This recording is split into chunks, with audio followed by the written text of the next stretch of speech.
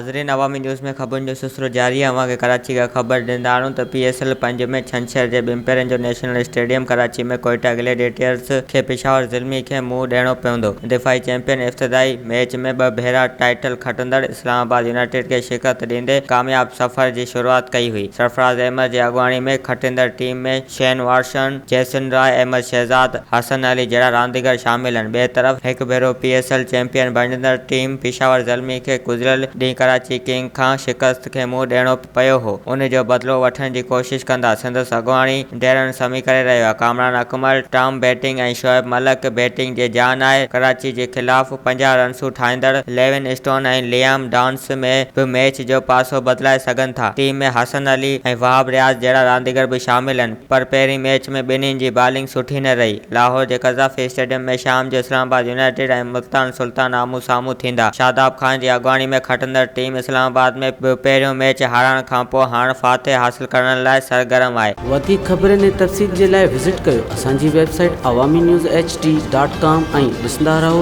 Awami news HD।